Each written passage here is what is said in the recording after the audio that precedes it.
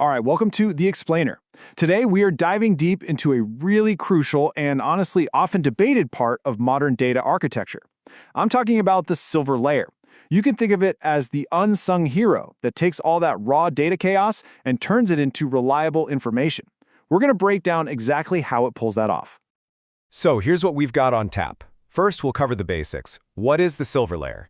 Then we'll get into the nitty-gritty of the data cleanup process. After that, we'll talk design principles. And finally, we'll jump right into some of the biggest debates architects have about this layer. By the end, you'll know exactly where the real arguments are. Okay, let's kick things off at the beginning. What exactly is this silver layer? Well, the best way to think about it is as the first truly solid ground you can stand on in your entire data landscape. So, at its heart, the silver layer is all about transition. It takes that raw, kind of messy data from your bronze layer and starts to clean it up. And the keywords to remember here are cleansed, enriched, and refined. This is that critical turning point, right? It's where data stops being just a messy copy of whatever the source system spat out and starts becoming a genuinely trustworthy asset, something analysts can actually use and rely on. And that right there brings us to probably the most important word you'll hear today, stable. Now, why does that one little word matter so much? Well, think about it. Any analysis, any report, heck, any machine learning model you build is only as good as the data it's built on, right? The silver layer is what provides that reliable, validated foundation. It makes sure everyone downstream is working from the same consistent source of truth. All right, let's get into the mechanics of it. How does the silver layer actually turn that raw data into something useful? Well, it all happens in a process I like to call the great data cleanup. Now, this cleanup involves a whole bunch of rules. We're talking about the fundamental stuff, things like getting rid of duplicate records and figuring out what to do with missing values. But it's also about really critical tasks, like standardizing formats, so all your dates finally look the same for once, and masking sensitive data to keep it private. Every single one of these rules is a small but absolutely vital step toward a high-quality data set. So a great question is, what happens when some data fails one of these quality checks? You might think we just, delete it and move on, but that's not what happens. Instead, it gets moved to a special quarantine table. And this is such a crucial point. It gives data engineers a chance to actually review the bad data, figure out why it failed, and decide if it can be fixed, all without letting it pollute the main clean data set. Nothing just disappears without a trace. Okay, so now we know what happens inside the silver layer. Let's switch gears and talk about how you actually build one. Because the design, the blueprint really, is what guarantees that stability we keep talking about. And this brings us to a really common question in data architecture. How closely should the tables in your silver layer match the ones in your raw bronze layer? Well, the general consensus is a pretty firm yes. They should be super closely aligned. Often it's a one-to-one mapping. The silver blueprint basically mirrors the bronze one. The key difference isn't the shape of the tables, it's the quality of the data inside them. This approach keeps the data what we call source-oriented, which is just a fancy way of saying its structure still looks like the original source system. And why is that good? Because it makes it incredibly easy to trace data back to where it came from if you ever need to debug something.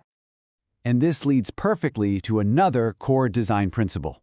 In the silver layer, you generally keep data from different sources separate. So, for example, you don't start merging your customer data from Salesforce with your payment data from Stripe. Not yet. And the reason is simple. You want to maintain clear boundaries and avoid creating a tangled mess of dependencies too early in the process. All that heavy lifting, all that integration work, that's what the gold layer is for. Okay, now we're getting to the really fun part, the common debates. These are those nuanced areas of silver layer design where, honestly, even experienced data architects might disagree. First up on the debate stage, denormalization. So this is basically when you combine data from a few different tables into one just to make it easier to query. The big question is this okay to do in the silver layer? So, is it allowed? The short answer is yes, absolutely. And is for some very practical reasons. Denormalization is really all about optimizing for speed and simplicity. It can give you a major performance boost by cutting down on complex joins. This is especially helpful for data scientists or analysts who just need to get their data fast, and is also a lifesaver for taming really complex raw data, like nested JSON. You can think of it as a pragmatic trade-off you make for better performance and usability. All right, next debate, surrogate keys. Now, these are just unique IDs that are generated by your data warehouse, not the original source system. The question is, should you be creating them here in the silver layer? Well, the answer here really depends on your philosophy. There are basically two main schools of thought on this. In one corner, you've got the source-aligned view, which is pretty much what we've been talking about. The goal here is simple. Clean the data, but keep the original structure. In that world, you wait and add surrogate keys in the gold layer. But in the other corner, you have the conformed model view. Here, the goal is to start building a shared business model. In that world, it totally makes sense to add surrogate keys in silver to create those common IDs early. The key takeaway? Neither one is wrong, but you've got to pick a lane and stick with it. And for our final debate, what about business rules? We already know the silver layer is for cleaning data, but should it also start applying business logic? The answer is yes, but with a giant asterisk next to it. Minimal, lightweight rules that are really just an extension of cleansing, yeah, those are perfectly fine. We're talking about things like mapping a status code, say 1, to a label that humans can actually read, like completed, or maybe normalizing units.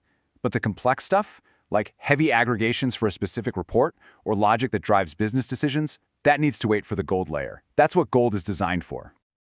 So, to wrap this all up, let's just come back to that one core idea. The silver layer's entire reason for being is to be that first stable layer.